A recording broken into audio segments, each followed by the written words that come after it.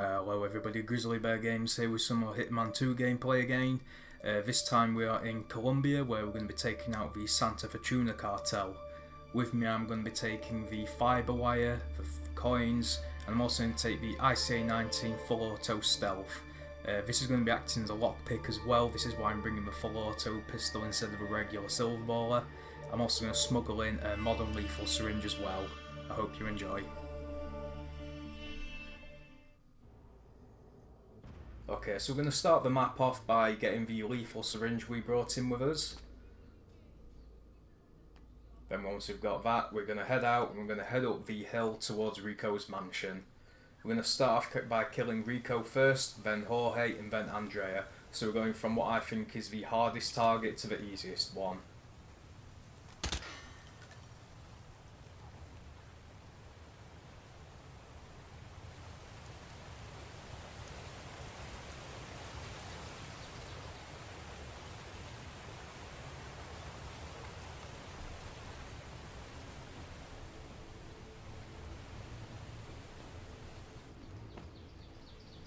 Got to watch out for this camera here. It's going to be pointing at the gate, which we're going to be using to get in and out of the coca fields. As soon as these two guys move, we're safe to go through the gate. You just got to be careful here, move straight to the left because there's another camera just above the other side of the gate. Just got to watch out for that when we come in and out. Now if you sprint and crouch through the coca fields, the guards can't see you, they can hear you, and they will sometimes come and investigate depending on how close you were. Sometimes they'll just stop and listen for a second, sometimes they will actually start moving towards you, so just bear that in mind. As you can see here, this guy here, he heard something, so he stopped and just looked over for a few seconds before continuing on. There's this lady here that stood on top of the sacks for some reason. She also starts hearing me. You just got to be careful, there's quite a few cameras around here on the huts, so just take a really wide arcing sweep around the fields, just to be on the safe side. Just watch out for this guy over here to the right. He can see you depending on where you stand up. Just take out this camera and head into the little tunnel here, where we're going to get into Rico's mansion. So the reason I brought the burst pistol was to use it in place of a lockpick. It does, sometimes you can do it in like 4 bullets, sometimes you can take an entire clip to break the lock. But just as long as you have a high powered weapon or a fully automatic one, you can open doors that are locked still, which is really good. We just picked up a baseball as well behind the monitor because we're going to be using that shortly. Just wait until a pink shirt over here moves past so we can get up the stairs safely.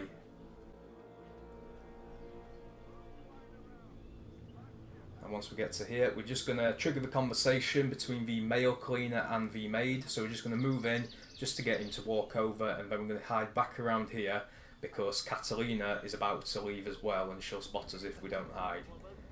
So as Catalina moves away, we just got to wait for the conversation to finish. It doesn't take too long at all. I think Santa Fortuna is probably the hardest of the Hitman 2 maps. I said Colorado's the hardest of the legacy ones, but this is easily the hardest of the Hitman 2 maps, I think. Just because how big it is, there's 3 targets, there's a lot of hostile areas, there's a lot of cameras, there's just a lot of things that make it quite difficult.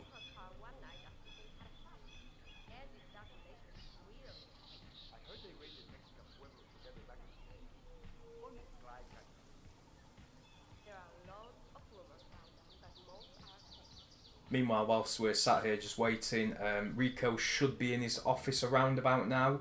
We're just going to swoop to the left here just to avoid the guard because he'll turn around again. So we're going to go behind him and we're just going to get over into this corner by the plant. I'll just point my gun there just to get 47 just to face the right way, because he hasn't got eyes on the back of his head.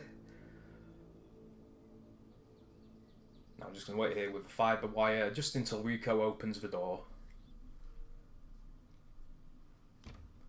Now as he starts to enter, I try to close the door and I get stuck on it temporarily, which nearly messes everything up. but I managed to kill him quietly. But the guard does stand up. I think it's because the conversation's about to trigger.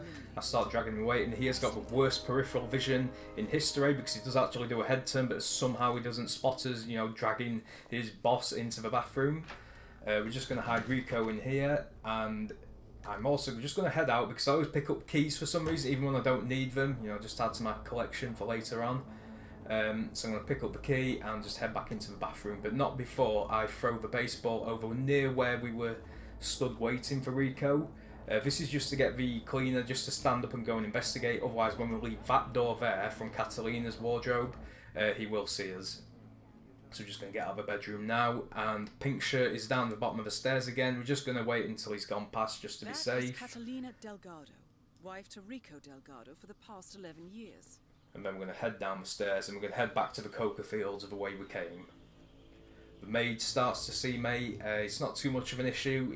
I think this is the first time she's ever actually started to spot me. I've done this run quite a few times just to practice it and things. Again, she starts spotting me before picking up the mop. Luckily, when people are doing things like that, you know, mopping up floors and things, we don't really see it, even if you're kind of in their view, as long as you're not really close. Now we're just going to sweep behind the big screen again, and there is a guard on the pier. I'm just going to wait here for him. That's because the guys who are partying just in front of the screen, they will start seeing it, and depending on if you get unlucky, they might come and investigate, and whilst they're investigating, you'll have to wait for this guy to move past and they'll come and just find you. Whereas if you wait for the guy on the pier to move past, you know, you can just quickly move out and you don't have to worry about them coming to investigate where they think they saw you. So now we're just going to head back into the coca fields, and we're just going to get here just ready to set up the Jorge kill. Jorge should be in the hut around about now. I'm just going to skip ahead a little bit just until he gets in here because it's going to be about another minute or so, I think. Okay, so in comes Jorge now along with one of his guards. We're just going to stay here for a few more seconds just to wait until the guard heads out the other door and for Jorge to move around the table.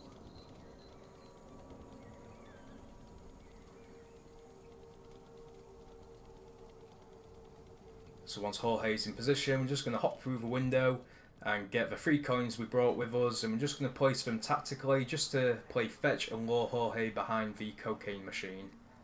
So just drop him in place just so that once he starts to head out, he'll see the first coin and then he'll see the second and the third, and he'll walk all the way to the end of the machine where he's in perfect position for us to use our lethal syringe. The lethal syringe is one of my favourite weapons in the game just because it's silent. If you poison somebody, you can just leave the body behind and keep your silent assassin. The reason I brought the syringe is because if you fiberwire him, I don't think the guards actually ever come behind the cocaine machine, so we can just leave the body there, but I just like to be safe, so I brought the lethal syringe just in case somebody does end up seeing him. I can still keep my silent assassin rating.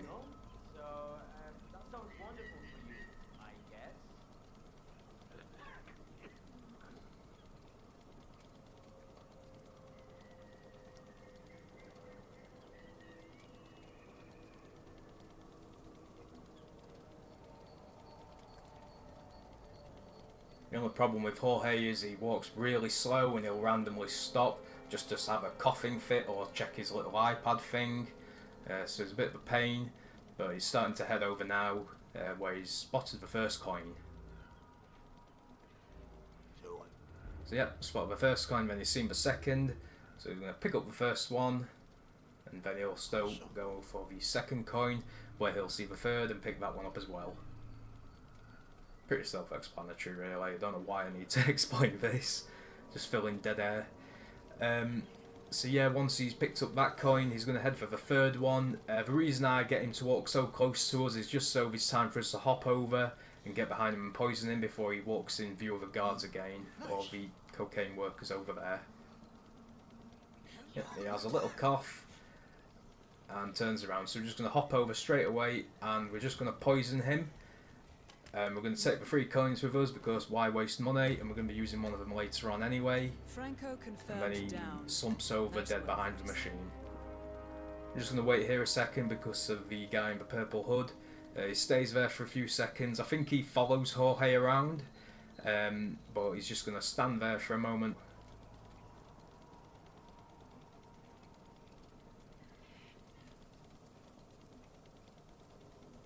It does take quite a while, this guy, for some reason. And then once he moves, I'm just going to head back into the coca fields.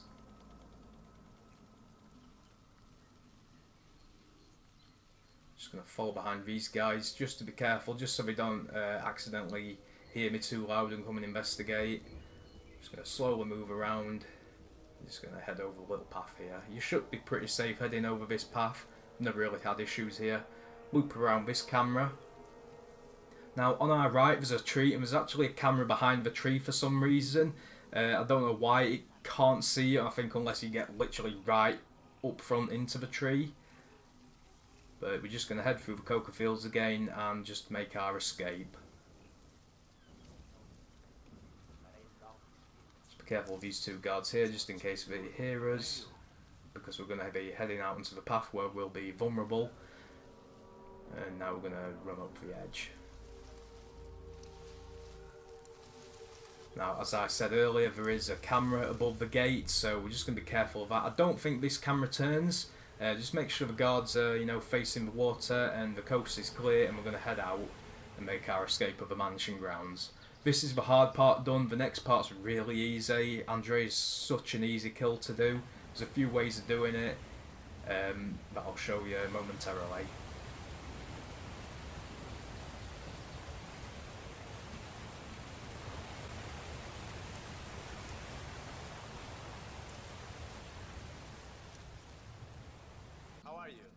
Okay, so once we're outside Andre's little compound, I'm going to head through the side here. This guy's on his phone, he's too busy looking at his messages or whatever, so we're just going to hop over the wall and he doesn't see us. Just going to pick up this shovel, almost forget it. And we're just in time for Andrea and Paola, who are just about to head through the door here. I'm just going to instantly throw the shovel over at the wall. This draws her attention, and Andrea sends Paola out to go and investigate. So whilst Paola's out of the way, just going to get the coin ready. I'm just going to throw it over into the corner near the TV screen. This about distracts Andrea, and we're going to hop through the window where we're going to take her out with the fibre wire. Could have done this as a fibre wire only run, I think, but I just like to poison Jorge just in case a guard does spot him.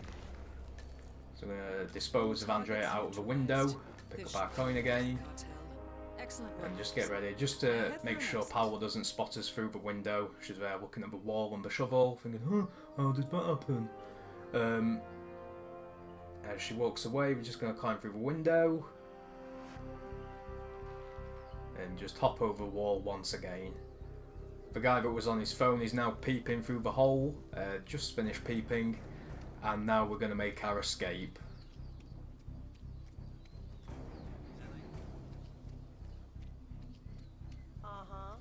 Have you noticed how Andre has started working out? But on our way out, we're just going to head through here, pick up a briefcase, because why waste a perfectly good briefcase? And now we're just going to wait for the bus to take us away. That Silent Assassin suits only no knockouts master difficulty on Santa Fortuna. Thanks for watching, guys. I'll see you next time.